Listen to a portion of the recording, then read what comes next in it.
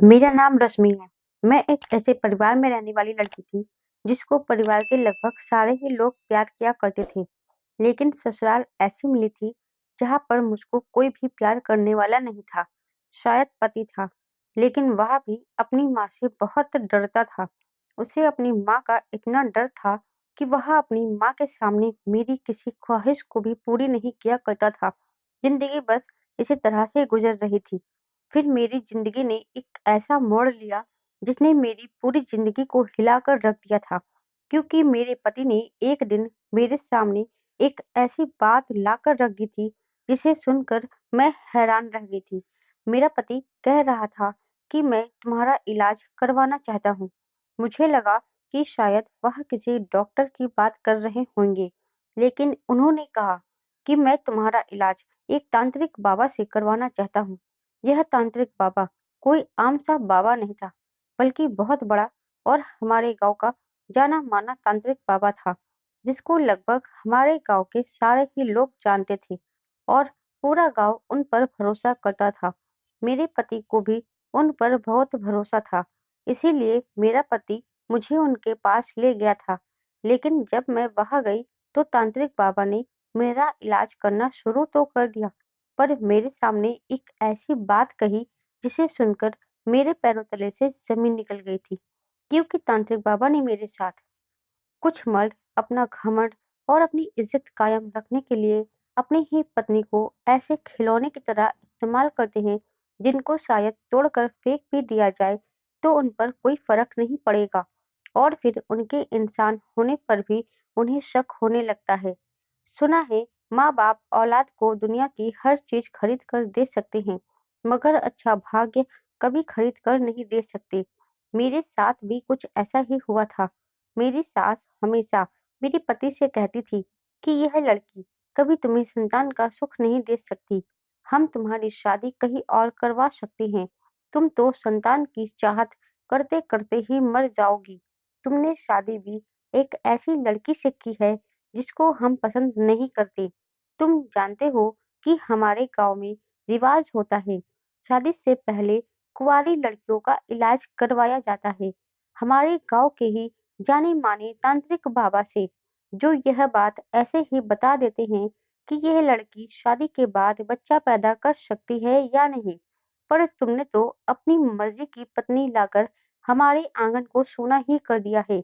शायद हमारे घर में बच्चों की किलकारी कभी नहीं गूंज पाएगी। मेरी सास का आज सुबह से फिर से घर में शोर मचा हुआ था।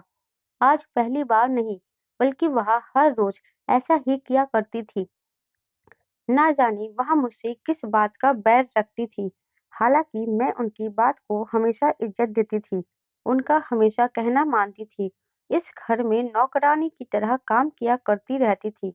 उनको तो किसी काम को हाथ भी नहीं लगाने देती थी, ताकि वह मुझसे खुश रह सके। मगर वह तो सिर्फ़ शादी के कुछ दिन तक ही मुझसे खुश रही थी। मैं उनकी हर बात को खामोशी से सुनकर बैठी रहती थी। मेरे पति भी बेचारे अपनी माँ को खामोशी से देखते रहते थे, क्योंकि वह भी कुछ नहीं कर सकते थे। मेरी ससुराल में सबसे ज़्यादा मेरी सास की ही चलती थी, उनकी ही हर बात को वैल्यू दी जाती थी, जबकि मेरे ससुर अपनी पत्नी की हर बात से खुश रहते थे और अपनी पत्नी के हर फैसले को अपनी सर आँखों पर रखते थे। मेरे पति ने अपनी माँ से कहा कि माँ जी, इसमें इस बेचारी का क्या कसूर है? संतान देने वाला भगवान है। वह किसी को जल्दी संतान देता है, तो किसी को देर से देता है। किसी को एक साथ कई बच्चे दे देता है, तो किसी की सोनी गोद रखता है। यह तो उसकी मर्ज़ी है, और हम लोग उसकी मर्ज़ी के खिलाफ जाकर तो कोई काम नहीं कर सकते। अपने पति के इन शब्दों पर मैंने भी खामोशी से अपना सर झुका लिया था कि आज थोड़ा बहुत मेरे पति ने मेरी साइड से बोला था। मेरे चेहरे के नापसंदीदा एक्सप्रेशन देखकर मेरे पति अपनी माँ से नजरें चुराने लगे थे। मेरी सास कहने लगी, हाँ, तुम सही कह रहे हो, इसमें भगवान की मर्जी होती है। लेकिन दूसरी शादी करने में क्या प्रॉब्लम है? तुमने पहले शादी तो अपनी मर्जी से कर ली, अब एक शादी हमारी मर्जी से भी कर लो, ताकि हम अपने पोते पोतियों की शक्ल देख सके। तुम तो इस लड़की के गोरे शरीर और खूबसूरत चेहरे पर मर मिटे हो, सारी ज़िंदगी इसकी खूबसूरती के साथ तो गुज़ारा नहीं हो सकता। जब तुम दोनों की उम्र ढलेगी, तो एहसास होगा कि बिना औलाद के बुढ़ापा कितना अकेला कर देता है। मेरी सास ने गुस्से से अपने बेटे को देखा। मेरा पति हर बार मेरी तरफ खामोशी से देख रहा था और यह बात मेरी सास को बहुत बुरी लग रही थी कि बेटा निसंतान का दुःख झेल रहा है और कभी वह पिता नहीं बन सकेगा, ना ही कभी अपने परिवार को आगे बढ़ा सकेगा। मगर पत्नी पर कोई आँच नहीं आने देता। मैंने नाराज़ होती हुई नज़रों से अपने पति को देखा था। वह भी परेशानी से मुझे देखने लगे। कहने लगे कि मेरी माँ भी गुस्से में है। उनकी बातों को दिल पर मत लेना, वह दिल की बुरी नहीं है। मैं इतना जालिम मर्द नहीं हूँ कि संतान के ना होने पर अपनी पत्नी को घर से निकाल दूँगा या फिर उसकी आँखों के सामने दूसरी शादी कर लूँगा। मेरे पति की बात पर तो मेरी सास का पारा हाई हो गया था, जबकि मैं यकीन न करती हुई नज़रों से अपने पति के चेहरे को देख रही थी कि मेरा पति कितना चालाक मर्द था। वह ऐसे ज़ाहिर कर रहा था जैसे मैं उसके लिए बहुत स्पेशल हूँ, लेकिन सच तो कोई नहीं जानता था। असल हकीकत क्या थी, यह तो सिर्फ मैं ही जानती थी। मेरा मन चाहा कि मुझे बार-बार बाझपन का ताना देने वाली सास को उसके बेटे की सच्चाई बता दूँ, मगर मेरे पति आँखों ही आँखों में मुझसे रिक्वेस्ट करने लगे कि मैं मेरी खामोश रहूँ और उनकी माँ को कुछ न बताऊँ। मेरी सास नफ़रत से मुझे देखते हुए कहने लगी कि इसकी खूबसूरती ने मेरे बेटे को अपने काबू में कर लिया है, वरना तुम जैसी बांझ लड़की को कोई भी आदमी अपने घर में नहीं बसाता। मेरे बेटे का एहसान है कि इसने तुम्हें डाइवोर्स देकर घर से नहीं निकाला, बल्कि यह तो तेरी साइड लेता है। इसे तो अपने माता-पिता की खुशी का भी एहसास नहीं रहा। मुझसे बहुत बड़ी गलती हो गई कि मैंने तुझे अपने घर में रहने के लिए जगह दे दी। जिस दिन तू इस घर में शादी करके आई थी, उसी दिन मुझे तुझे निकाल देना चाहिए था, पर मैं तेरी खूबसूरती देखकर पिघल गई थी। इसने तो मेरे घर की रौनक को ही जंग लगा दिया है। मेरी सास मुझे बार-बार बातें सुना रही थी। मेरा दिल गम से डूबता जा रहा था। मैं तो अपने माता-पिता की वह लाडली बेटी थी, जिससे घर में कभी माता-पिता ने ऊँची आवाज़ में बात भी नहीं की थी।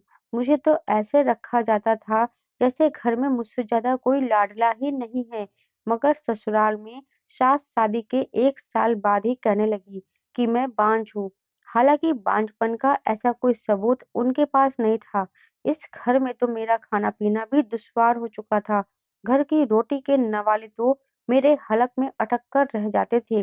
जब मेरी सास नफ़रत से कहती थी कि मैं तो किसी के कदमों में बैठने के काबिल भी नहीं हूँ, मगर उनका बेटा सर पर बैठा है।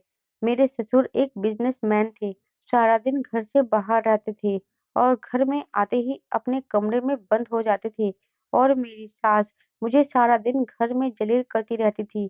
शादी के कुछ दिन तक तो उन्होंने मुझे इज़्ज़त से रहने दिया था, पर अब तो उन्होंने मुझे घर की नौकरानी बनाकर रख दिया था और एहसान जताती रहती थी कि शुक्र करो कि मैंने तुम्हें इस घर से नहीं निकाला। मैं ऐसी ज़िंदगी से थक चुकी थी। मैं अपने पति से बार-बार रिक्वेस्ट करती थी कि मेरी ज़िंदगी में यह सब कुछ कब बेहतर होगा। प्लीज़ तुम मेरे लिए कोई स्टैंड लिया करो। पर वह उल्टा मुझसे रिक्वेस्ट करने लग जाता और हर बार मेरी ज़बान अपनी माँ के आगे बंद करवा दिया करता था। मेरे घरवालों को भी यही लगता था कि मैं अपने ससुराल में एक हँसी-खुशी ज़िंदगी गुज़ार रही हूँ। वहाँ पर मुझे बहुत प्यार से रखा जाता है, क्योंकि मेरी सास ने मेरे घरवालों के सामने कभी भी गुस्से से बात नहीं की थी, जैसे मैं उनकी सगी बेटी हूँ। ऐसा सिर्फ़ वह एक्टिंग करती थी, मैं क्यों कुछ नहीं झेल रही थी।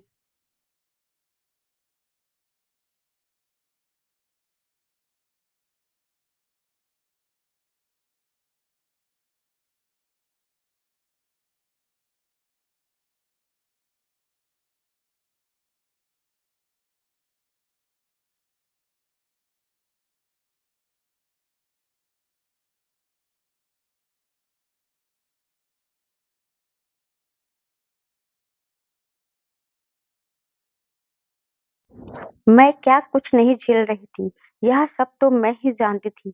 मेरे पेरेंट्स कहते थे कि तुम्हारा ससुराल बहुत अच्छा है, हमेशा अपने ससुराल वालों की कदर करना। तुम्हारे ससुराल वाले बहुत मोहब्बत देने वाले हैं। ऐसे सास-ससुर तो किस्मत वालों को मिलते हैं। और मैं हर बार प्रार्थना करती थी कि काश मुझे भी वही सास मिलती, जो अंदर और बाहर से एक जैसी ही होती हैं, जो मुझे प्यार करने वाली होती। क्योंकि मैं तो उनको हर तरीके से अपनी सास और माँ दोनों मानती थी। मैंने हमेशा उनकी इज़्ज़त की थी, पर वह मुझसे ढंग से बात तक नहीं किया करती थी। उनकी नज़र में मेरी कोई वैल्यू नहीं थी। मैं ऐसी सास की ख्वाहिश करती थी, जिसकी ज़बान कड़वी ज़रूर हो, मगर उसका दिल नरम हो, जो मुझे इंसान समझकर मेरा एहसास करे। मैं अपनी सास के गलत शब्दों पर उठकर अपने कमरे में चली गई थी, क्योंकि अब उनके शब्द मुझसे बर्दाश्त नहीं हो रहे थे। मुझे अपने मायके की बात याद आती थी, अपनी दादी की बातें याद आती थी, तो मेरा मन करता था कि मैं अपना गला दबाकर इस ज़िंदगी से अपनी जान छुड़ा लूँ, क्योंकि ऐसी ज़िंदगी का क्या फ़ायदा, जहाँ पर आप खुलकर साँस तक नहीं ले सकते हो। मैं रो रही थी कि कुछ देर बाद मेरा पति कमरे में आ गया और मेरे आँसू साफ़ करते हुए शर्मिंदगी से कहने लगा कि मुझे माफ़ कर दो, मेरी वजह से तुम्हारी ज़िंदगी का सुकून ख़त्म हो गया है, जबकि मैंने तुमसे ना जाने कितने वादे किए थे। मैं तो अभी भी चाहता हूँ कि हम दोनों हँसी-खुशी ज़िंदगी गुज़ारें, पर क्या कर सकते हैं। मेरी माँ बहुत पुराने ख़यालात की है, उन्हें मेरी फ़िक्र लगी रहती है, इसलिए वह ऐसा कहती हैं, लेकिन वह तो अचानक ही अपना रूप बदल गई हैं। मैं भी उनकी इस हरकत पर यकीन नहीं कर पा रहा हूँ। उनके जैसी नरम बिहेवियर की औरत को पता नहीं क्या हो गया है। वह ऐसी नहीं थी, पर अब शायद वह भी चाहती हैं कि उनके पोता-पोती हो और वो उनके साथ खेले। वह ऐसी सिर्फ़ इसी वजह से हुई हैं, क्योंकि उन्हें भी अपने पोते-पोतियों की चाहत है। मेरे पति मुझे बहलाने लगे थे और मुझे अपनी मीठी-मीठी बातों में बहलाने की कोशिश कर रहे थे, ताकि मैं उनकी बातों में आकर अपना मूड ठीक कर लूँ। वह मुझे अपनी मोहब्बत का यकीन दिला रहे थे, मगर मैंने गुस्से से अपने पति को दूर ढकेल दिया था और नफ़रत से कहने लगी कि मैं और ज़्यादा दिन तक यह तमाशा बर्दाश्त नहीं करूँगी, क्योंकि मैं काफ़ी टाइम से यह सब कुछ बर्दाश्त करती आ रही हूँ, सिर्फ़ आपकी खातिर। अगर ऐसा ही रहा, तो मैं उनको सब कुछ सच-सच बता दूँगी और वह मुझे इस घर से क्या निकालेंगी। मैं तो खुद ही इस घर से हमेशा के लिए चली जाऊँगी। मेरी इस बात पर तो मेरा पति घबरा गया था। कहने लगा, "प्लीज़ ऐसी बातें मत करो। तुम जानती हो ना कि मैं तुमसे कितना प्यार करता हूँ। मैंने तुमसे वादा किया था कि मैं शादी करके दिखाऊँगा। देखो, तुमसे शादी भी कर ली और हम दोनों इस घर में भी रह रहे हैं। और तुम अपना घर छोड़कर कहाँ जाओगी? जब मैं तुम्हें इस घर से डाइवोर्स देकर निकाल दूँगा, तो क्या इस बात से तुम्हारे माता-पिता को सुकून मिलेगा? तुम जानती हो कि तुम्हारे पिता पहले से ही हार्ट पेशेंट है। मैं बस रो रही थी। यही बात मुझे हर बार रोक दिया करती थी। मगर मैंने रोते हुए अपने पति से कह दिया था कि अगर ज़रूरत पड़ी तो मैं यहाँ से चली जाऊँगी। मैं अपने पेरेंट्स को भी मना लूँगी। जब सारी सच्चाई उनके सामने खुलकर आएगी, तो वह लोग भी मेरे फैसले पर गर्व करेंगे। मेरी बात सुनकर तो मेरा पति घबरा गया था और मेरा हाथ थामकर कहने लगा कि प्लीज़ मेरे साथ ऐसा मत करो। मैं तुम्हारे बिना नहीं रह सकता। मुझे उस जुर्म की सज़ा मत दो जो मैंने नहीं किया, क्योंकि वह जानता था कि मेरे बाद अगर इस घर में उसकी पत्नी बनकर और कोई भी लड़की आएगी, तो वह भी उसके साथ सिर्फ़ कुछ ही दिन रह सकेगी। एक मैं थी जो अपनी गलती ना होने पर भी सज़ा काट रही थी। मेरा पति कहने लगा, मैं क्या करूँ कि अगर इस घर में सब कुछ मेरी मर्ज़ी से चलता होता, तो मैं तुम्हें फूलों की तरह रखता, कभी तुम्हें कोई तकलीफ़ नहीं होने देता। मुझे अपने पति के यह सारे दावे सिर्फ़ मतलब के ही लग रहे थे। मैंने हाथ छुड़ाकर अपने पति से कहा कि मुझ पर जो बाँझपन का इल्ज़ाम लगा हुआ है, वह ख़त्म कर दो, तो मैं मान लूँगी कि सच में आप मेरी कदर करते हो और आप एक औरत की कदर करने वाले इंसान हो। वरना मुझे खाली शब्दों की मोहब्बत से कोई मतलब नहीं है। मेरे शब्दों पर मेरे पति अचानक ही खामोश हो गए थे और मैं उठकर बाथरूम में बंद हो गई थी। जब मैं वापस कमरे में आई, तो मेरा पति गहरी सोच में डूबा हुआ था। मैं इग्नोर करते हुए अपनी जगह पर लेट गई थी और सोने की कोशिश कर रही थी, मगर सास की बेइज्जती भरे शब्द मेरे कानों में गूंजने लगी। मेरी आंखों में आंसू बहने लगे थे। मुझे याद आया कि दादी ने ठीक कहा था, घर की लाडली बिटिया बहुत रोती है। मैं भी अपने पेरेंट्स की लाडली बेटी थी, बहन भाइयों में सबसे छोटी थी, इसीलिए बड़े बहन भाई भी मुझे बहुत प्यार करते थे। मेरी दादी हमेशा मुझे हंसता मुस्कुराता हुआ देखकर कहती थी कि मुझे डर लगता है, इसका भाग्य ना जाने कैसा होगा, क्योंकि लाडली बेटियों को तो समय रुलाता है।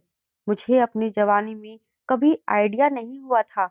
मैं तो दादी की बातों पर हंसती रहती थी कि भला वक्त मेरा क्या बिगाड़ सकता था। जब मेरे घर वाले मुझसे इतनी मोहब्बत करते थे, तो मेरी माँ मेरे अच्छे भाग्य की प्रार्थना करती थी और कहती थी कि मेरी बेटी जितनी खूबसूरत है, उतना ही खूबसूरत इसका भाग्य भी होगा। मैं एक बहुत ही खूबसूरत लड़की थी। मेरी खूबसूरती में किसी तरह की कोई कमी नहीं थी। जो देखता था मेरी तारीफ करता था। ढूंढने से भी मेरे अंदर कोई कमी नहीं थी। मैं जब बड़ी हुई तो मेरे बड़े बहन भाई अपने-अपने घरों के हो चुके थे और अपनी फैमिली में बिजी हो गए थे। मेरी बहनें मेरे लिए भी रिश्ते तलाश करने लगी। मेरे माता-पिता को मेरी शादी की कोई जल्दी नहीं थी, मगर दादी का कहना था कि लड़की की कम उम्र में ही शादी कर देनी चाहिए, वरना लड़की को ससुराल के माहौल में ढलने में मुश्किल होता है। दादी के इतना जिद करने पर मेरे पेरेंट्स मेरी शादी के लिए मान गए थे। इधर मेरे पेरेंट्स मेरे लिए रिश्ता तलाश करने में लग गए थे। उधर मुझे रोहन नाम के लड़के से प्यार हो गया था, जिससे मैं शादी करना चाहती थी। जब मेरी बड़ी बहन को इस बारे में पता चला, तो उन्होंने मुझे समझाया था कि प्यार मोहब्बत में कुछ नहीं रखा है, इसलिए अपनी फैमिली की मर्जी के मुताबिक शादी कर लो। मैंने रोहन को जब पूरी बात बताई, तो वह मुझसे शादी करने के लिए तैयार हो गया था। हालांकि वह जानता था कि उसके घर में सबसे ज्यादा उसकी माँ की चलती है और लव मैरिज पर कभी भी उसकी माँ राजी नहीं होगी। इसीलिए उसने मेरे घर आकर खुद ही बात कर ली थी और मेरे घर वालों के सामने पूरी बात रख दी थी कि मेरी माँ कभी लव मैरिज के लिए राजी नहीं होगी। लेकिन मेरी माँ इतनी बुरी नहीं है। मैं जानता हूँ कि जब शादी करके मैं घर चला जाऊँगा, तो रश्मि की खूबसूरती देखकर वह मुझे माफ़ कर देंगी। उन्हें भी लगेगा मैंने किसी ऐसी-वैसी लड़की से शादी नहीं की है। मेरे घरवालों को रोहन ने पूरा भरोसा हो गया था और इस तरह से मेरी शादी रोहन से हो गई थी। मगर जब मैं रोहन के घर पहुँची, तो मुझे देखकर मेरी सास बहुत गुस्सा हो गई थी। लेकिन मेरी खूबसूरती देखकर वह भी मुझसे राज़ी हो गई थी और शादी के लगभग 5-6 महीनों तक उन्होंने मेरे साथ अपना बिहेवियर बहुत अच्छा रखा। मेरा पति भी मुझसे बहुत खुश था। ससुराल में इतनी इज़्ज़त और इतना प्यार पाने के बाद मैं खुद को दुनिया की सबसे खुशनसीब लड़की समझने लगी थी। मेरे दिल में यह डर था कि रोहन से शादी करने के बाद मेरी ज़िंदगी मुश्किल हो जाएगी। लेकिन मेरे पति के प्यार और मेरे सास-ससुर के प्यार ने मेरे दिल से वह डर भी निकाल दिया था। शादी के बाद मेरी ज़िंदगी बहुत खूबसूरत हो गई थी। मेरा पति मुझे रानी बनाकर रखता था।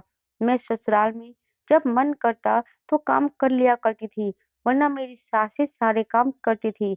मेरे पेरेंट्स भी मेरी इस शादीशुदा ज़िंदगी से बहुत बेफ़िक्र और खुश थे। उन्हें भरोसा नहीं था कि रोहन की फैमिली इतनी अच्छी हो सकती है। लेकिन जब उन्होंने शादी के बाद मुझे खुश देखा, तो वह लोग भी बहुत खुश हो गए थे। लेकिन फिर धीरे-धीरे जिस तरह से महीने गुज़रते गए, तो मेरी सास ने घर के सारे कामों से रिटायरमेंट ले ली थी। शुरू-शुरू में तो मेरी सास ने मुझे बेटी की तरह समझा था, मगर शादी के 6 महीने बाद ही वह मुझे दबे-दबे शब्दों में प्रेग्नेंट होने के लिए कहती थी। वह कहने लगी कि अब मुझे पोता-पोती की शक्ल देखनी है, जल्दी ही घर में रौनक लेकर आओ। वह अपनी ख्वाहिशें मुझे बताने लगी थी, कहने लगी थी कि जब मेरी बेटियाँ घर आती हैं, तो उनके बच्चों से बहुत दिल लगता है। फिर उनके जाने के बाद घर सूना-सूना हो जाता है। घर में बच्चे रहेंगे तो ऐसा नहीं होगा। मैं तो अपनी सास की बातों पर सर हिला दिया करती थी। मैं भी माँ बनना चाहती थी, मगर शायद भगवान की तरफ से देर थी।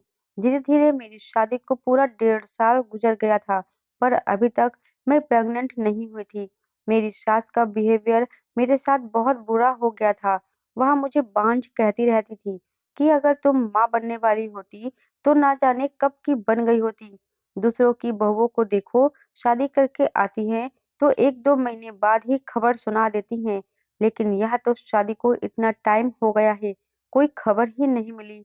मेरा पति तो सारा दिन मोबाइल पर बच्चों की वीडियो देखता रहता था और प्लानिंग करता रहता था कि हमारा बच्चा होगा तो हम उसकी कैसे परवरिश करेंगे और उसे कैसे रखेंगे। सबके जोश और इंतजार के बावजूद हमारी शादी को 1.5 साल से ऊपर हो गया था, मगर अभी तक मुझे कोई खुशी नहीं मिली थी। मेरी सास बहुत ज्यादा परेशान रहने लगी थी। ना जाने कौन कौन सी घर में पूजा करवाती थी। कभी कहती कि तुम्हें नजर लगी हुई है, तो कभी कहती कि चलो मैं तुम्हें किसी डॉक्टर को दिखा लाती हूँ, जरूर तुम्हें कोई ना कोई दिक्कत है। मेरे ससुर तो सास को सब्र करने के लिए कह दिया करते, लेकिन सब्र तो मेरे पति और मुझे भी नहीं था। इन 2 साल हमने बहुत ही प्रार्थनाएं की थी और बहुत इंतजार किया था। अब तो हमसे आस पड़ोस के लोग भी पूछने लगे थे। मैं हर टाइम परेशान रहने लगी थी। ऊपर से मेरी सास की बातें तो मुझे चैन से सांस भी नहीं लेने देती थी। शुरू के ही कुछ महीने तक मेरी सास का व्यवहार मेरे साथ बेटी जैसा था, लेकिन फिर उन्होंने तो बिना सोचे समझे ही मुझे बांझ कहना शुरू कर दिया था। हर वक्त मेरे सामने उन लोगों की बातें करती थी जिनकी शादियां हमारी शादी के बाद हुई थी, मगर वह लोग माता पिता बन चुके थे। मैं हमेशा परेशानी में रहने लगी थी और यह सारी बातें सोच सोचकर मेरी तबीयत भी खराब रहने लगी थी। मेरा पति फिक्रमंद हो गया था और मुझसे कहने लगा कि लोगों के तो 10-10 साल बाद भी बच्चे होते हैं और हमारी शादी तो अभी सिर्फ 2 साल ही हुए हैं। तुम टेंशन क्यों लेने लगी हो? मैं बहुत रोने लगती थी।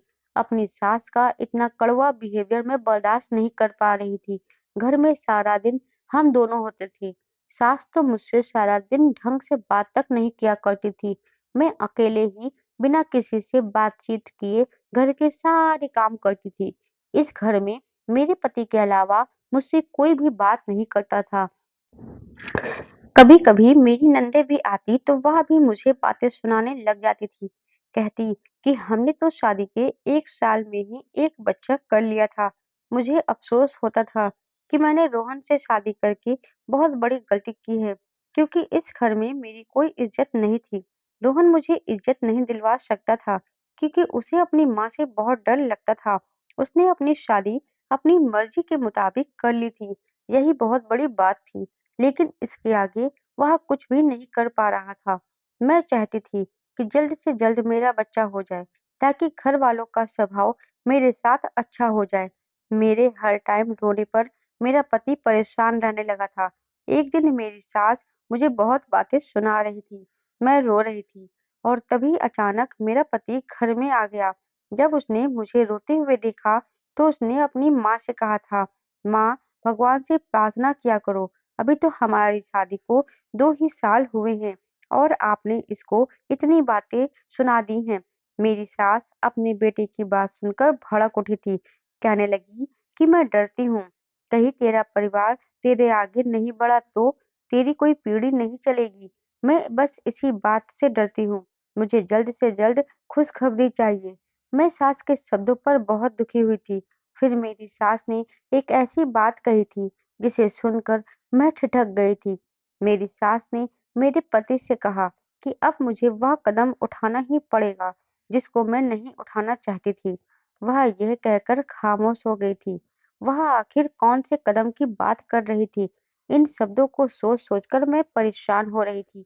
मुझे लगा कि मेरी सास अपने बेटे की दूसरी शादी करवाना चाहती है।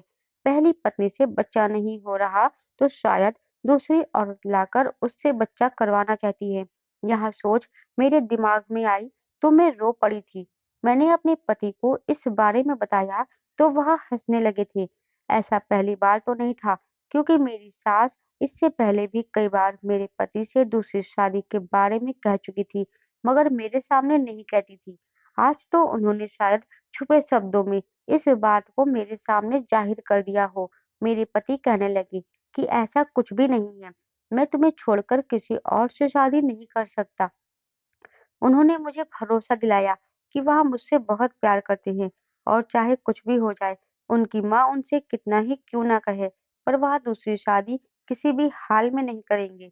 अपने पति की बात सुनकर मुझे थोड़ी तसल्ली हुई थी और उन्होंने मुझे बेफिक्री से सोने के लिए कह दिया था। मैं गहरी नींद में सो चुकी थी, लेकिन अचानक मेरी आँख खुल गई। यह आधी रात का समय था। जब मैंने बिस्तर पर देखा, तो मेरे पति बिस्तर पर मौजूद नहीं थे। मैं कन्फ्यूज़ हो गई थी कि वह इतनी रात को कहाँ चले गए। वॉशरूम का दरवाज़ा भी खुला हुआ था। मैंने घड़ी में टाइम देखा तो रात के 2:30 बज रहे थे। आखिर वह इस टाइम कहाँ जा सकते थे? मैं दबे हुए कदमों से अपने पति को देखने के लिए कमरे से बाहर निकल रही थी, लेकिन जैसे ही मैं आंगन तक पहुंची, तो यह देखकर मैं घबरा गई कि मेरे पति और मेरी सास आंगन में बैठे हुए इतनी रात को ना जाने क्या बातें कर रहे थे। मैं अचानक ही पीछे से हट गई ताकि उन लोगों को यह ना लगे कि मैंने उनको बातें करते हुए देख लिया है और वह लोग मुझे देखकर खामोश ना हो जाए। इस टाइम पर वह बहुत धीरे-धीरे बातें कर रहे थे। मुझे उनकी एक भी बात समझ नहीं आई, लेकिन मैं ठिठक गई थी कि रात के इस वक़्त आखिर ऐसी कौन-सी बात है जो की जा रही है? क्या कोई बहुत ज़रूरी बात है? क्योंकि इंसान आधी रात के समय कोई इम्पोर्टेंट बात ही कर रहा होता है। 2 मिनट ही उन लोगों ने बात की थी, फिर रोहन अपने कमरे की तरफ बढ़ने लगे। मैं फ़ौरन अपने बिस्तर पर जाकर लेट गई थी और ऐसे रिएक्ट करने लगी जैसे मैं अभी तक सो रही हूँ, और इसी तरह मेरी आँखें फिर सुबह को खुली थी। अगले दिन मैंने अपने पति से जिद की कि हमें भी डॉक्टर से एक बार चेकअप करवाना चाहिए। मैं वैसे भी चेकअप के लिए हमेशा परेशान रहती थी, क्योंकि उससे पता चल जाता कि मैं बांझ हूँ या नहीं। मेरे पति को इस बात से कोई ऐतराज नहीं था। हम दोनों ने जाकर अपना-अपना चेकअप करवा लिया। डॉक्टर ने हमारे कुछ टेस्ट करवाए थे। अपने-अपने टेस्ट करवाकर हम लोग घर आ गए। मेरी सास ने जब ये बात सुनी, तो वह बहुत खुश हो गई थी, जैसे उन्हें बच्चे की खुशखबरी मिल गई हो। हमारी रिपोर्ट आना अभी बाकी थी। मैं डरी हुई थी कि न जाने क्या बात निकले। मैं रो-रो कर भगवान से प्रार्थना कर रही थी, मेरे अंदर कोई कमी नहीं आए, हम दोनों की रिपोर्ट पॉजिटिव आए, क्योंकि अगर मेरी रिपोर्ट में कुछ गड़बड़ आ गई, तो मेरी सास पक्का मेरे पति की दूसरी शादी करवा देगी। वह मुझे बिना किसी सबूत के बांझ कहती रहती है, फिर तो उनके पास पक्का सबूत होगा। मेरे पति मुझे भरोसा दिलाते कि हम दोनों ठीक हैं और हमारी संतान भी हो जाएगी। मगर मेरे पति का यह भरोसा उस दिन चकनाचूर हो गया था जिस दिन रिपोर्ट्स आई थी। मैं तो बिल्कुल ठीक थी, मगर कमी मेरे पति के अंदर आई थी। वह कभी पिता नहीं बन सकते थे। वह यह बात सुनकर शॉक्ड रह गए। कमी मेरी सास के बेटे के अंदर थी और वह इतने सालों से मुझ पर अत्याचार करती आ रही थी और जो मुँह में आता था, मुझे कह दिया करती थी। मैं यह बात अपनी सास को बताना चाहती थी, मगर मेरे पति ने मना कर दिया। उन्होंने मुझसे रिक्वेस्ट की, मेरे सामने हाथ जोड़ने लगी कि इस बारे में मेरे परिवार में किसी को कुछ पता नहीं चलना चाहिए। तुम जानती हो कि उन लोगों के सामने मेरी इज़्ज़त खराब हो जाएगी। मेरे पति बहुत ज़्यादा जिद कर रहे थे और मैं बहुत अफ़सोस में थी। मुझे उनकी हालत पर अफ़सोस हो रहा था और मैंने सोच लिया था कि एक पत्नी होकर मैं अपने पति का सर नहीं झुका सकती। जब घरवालों ने इस बारे में पूछा, तो मैंने कह दिया था कि सब कुछ ठीक है। मैं अपने पति की बात छुपा गई थी, क्योंकि मुझे अपने पति का झुका हुआ सर बर्दाश्त नहीं था। काफ़ी दिन हो गए थे। मेरी सास हर दिन मुझे बांझपन का ताना देती थी और मुझे बेइज़्ज़त करती थी। मेरे पति अपना सारा सच छुपाकर जो इल्ज़ाम मुझ पर लगते थे, उन्हें खामोशी से सुनते रहते थे। और अपनी माँ के सामने ज़बान बंद रखने लगे थे और तो और मुझे भी खामोश करवा देते थे। मैं अपने बारे में बातें कर अपनी ख्वाहिश पूरा करना चाहती थी, ताकि अपनी सास को मुँह तोड़ जवाब दे सकूँ। लेकिन मेरे पति मेरे सामने रिक्वेस्ट करने लग जाते थे, "ऐसा मत करो।" एक दिन मेरे पति ने मुझसे कहा कि तुम जल्दी से तैयार हो जाओ। मैंने उनसे कहा कि क्यों? हम लोग कहाँ जा रहे हैं? उन्होंने कहा, मैं तुम्हें एक तांत्रिक बाबा के पास ले जाता हूँ, जो हमारे गाँव के फेमस है। बहुत सारे ऐसे लोग हैं, जो उनके पास जाकर पेरेंट्स बन गए हैं। उन्होंने कहा, वह तुम्हारा सारी रात इलाज करेंगे और उसके पूरे 1 महीने बाद तुम्हें माँ बनने की खुशी मिलेगी। मैंने अपने पति से कहा, लेकिन कमी तो आपके अंदर है। आखिर वह मेरा इलाज क्यों करेंगे? और वह भी सारी रात? मेरे पति ने कहा, सवाल जवाब मत करो, चलो मेरे साथ। मेरे पति मुझे मेरे भाई के यहाँ का बहाना बनाकर ले गए थे। अपने पति की इतनी जल्दबाजी मुझे शक में डाल रही थी। हम लोग रात के टाइम पर तांत्रिक बाबा के पास चले गए थे। वह तांत्रिक बाबा के कमरे में मुझे अकेले जाने के लिए कहा गया। मैंने अपने पति की तरफ हैरानी से देखा कि आखिर ऐसा कौन-सा इलाज है जो बंद कमरे में और रात के वक़्त अकेले में किया जाएगा।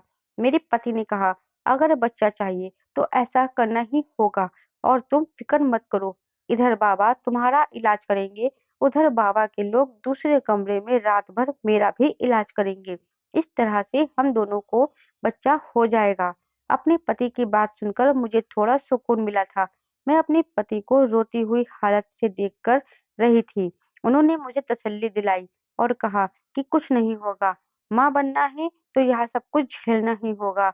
मुझे वहाँ की कुछ लड़कियाँ बाबा के कमरे में ले गई थी। यह कमरा छोटा था और यहाँ पर चारों तरफ अंधेरा छाया हुआ था।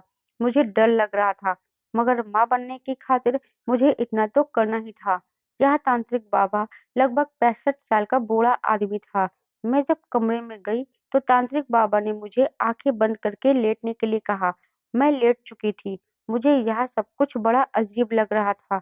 फिर अचानक तांत्रिक बाबा ने मेरे मुंह पर एक रुमाल लगा दिया, जिसकी खुशबू मेरे दिमाग पर चढ़ गई और मैं बेहोश हो गई थी। उसके बाद मुझे पता नहीं चला कि मेरे साथ क्या हुआ। सुबह जब मेरी आँख खुली तो तांत्रिक बाबा ने मुझे उठने के लिए कह दिया था। मुझे बहुत ही थकान महसूस हो रही थी। मैं अपने पति को पुकार रही थी। उन्होंने मुझे बताया कि तुम्हारा पति तो रात को ही चला गया था। बाबा की बात सुनकर तो मैं हैरान रह गई। मैंने कहा, नहीं नहीं, मेरा पति तो सारी रात यही रुका था, क्योंकि आपके ही लोग उनका सारी रात इलाज कर रहे थे।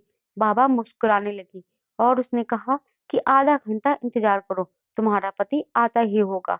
मैं एक तरफ बैठकर अपने पति का इंतजार कर रही थी। जब मेरे पति आए तो ये देखकर मैं हैरान रह गई थी कि मेरे पति के कपड़े तो बदले हुए थे। वह रात में दूसरे कपड़े पहने रहे थे और अब काफी फ्रेश भी लग रहे थे। ऐसा लग रहा था जैसे वह नहा धोकर आए हों। मैं उन्हें देखकर रोने लगी और उनके गले से लग गई। उन्होंने मुझे तसल्ली दिलाई कि भगवान हमारी प्रार्थना सुन लेगा। मैंने कहा, आप कहाँ चले गए थे? वह कहने लगे, मैं यहीं पर ही टहल रहा था, पर अपने पति के कपड़े तो मुझे कुछ और ही बता रहे थे। मैंने उनसे कोई सवाल नहीं किया था, मैं खामोश रही थी, मगर मुझे कुछ गड़बड़ का एहसास होने लगा था। मुझे ऐसा क्यों लग रहा था कि मेरे पति मुझसे झूठ बोल रहे हैं। मेरे पति मुझे वापस घर ले आए थे। मैं घर जाकर गहरी नींद में सो गई थी। मेरे ससुर की इन दिनों तबीयत खराब चल रही थी, इसीलिए मेरी सास अपने पति की सेवा में लगी हुई थी। दिन के टाइम जब मैं होश में आई तो फिर सर पकड़कर बैठ गई। रात का नज़ारा और तांत्रिक बाबा की हरकत मुझे याद आई तो मैं रोने लगी थी, क्योंकि मेरे शरीर से अजीब तरह की बदबू आ रही थी। मैं लड़खड़ाते हुए बाथरूम में नहाने के लिए चली गई और रोने लगी थी कि पता नहीं मुझे माँ बनने के लिए क्या-क्या करना पड़ेगा। माँ बनने की खातिर एक अनजान इंसान के साथ सारी रात गुजारी है। पता नहीं उसने मेरे साथ क्या किया होगा। मैं तो वैसे भी बहुत खूबसूरत थी। किसी की भी नीयत मुझ पर आसानी से बदल सकती थी। फिलहाल मैंने सब कुछ भगवान पर छोड़ दिया था और मैं बुझी-बुझी सी रहती थी। मेरे ससुर की तबीयत इन दिनों बहुत ज़्यादा खराब चल रही थी। 2-3 दिन से लगातार मेरे ससुर अस्पताल में एडमिट थे। मेरे पति और मेरी सास रात को अस्पताल में वहीं पर ही रुक रहे थे। मैं घर में अकेली थी, इसलिए मेरी बड़ी नंद मेरे साथ रुकने के लिए आ गई थी। और उसकी बातें भी कम नहीं थी, वह भी मुझे दिन-रात ताने दे रही थी। मेरी ससुर को अस्पताल में रहते हुए 1 हफ्ता हो गया था, लेकिन उनकी तबीयत बेहतर नहीं हो रही थी। दिन के समय मेरे पति 2 घंटे आराम करने के लिए घर पर आ जाते थे, जिसमें वह सो जाते थे और मुझसे कोई बात नहीं करते थे, क्योंकि वह अस्पताल में सारा दिन और सारी रात रुकने की वजह से बहुत ज़्यादा थके हुए होते थे। और फिर उसके बाद वह दोपहर का खाना लेकर वापस अस्पताल चले जाते थे। कुछ दिन गुजरे तो मेरे ससुर की तबीयत में कुछ बदलाव आया था, लेकिन उसके बाद मेरी तबीयत कुछ बदली-बदली सी रहने लगी थी। ऐसा लगता था जैसे मुझे चक्कर आ रहे हैं और मुझे उल्टी आ रही है। मैं जो भी खाती थी, उल्टी कर दिया करती थी। मेरी समझ नहीं आ रहा था कि मेरी तबीयत को क्या हो गया है। एक दिन जब मेरी ननंद ने मुझे उल्टी करते हुए देखा, तो वह मुस्कुराने लगी। उसने मुझसे कहा कि अब घर में रौनक आने वाली है। उसकी बात सुनकर मेरे तो कुछ समझ नहीं आया था। उसने कहा, भाभी, तुम प्रेग्नेंट हो, तुम एक माँ बनने वाली हो, तुम्हारी तबीयत इसीलिए ऐसे हो रही है।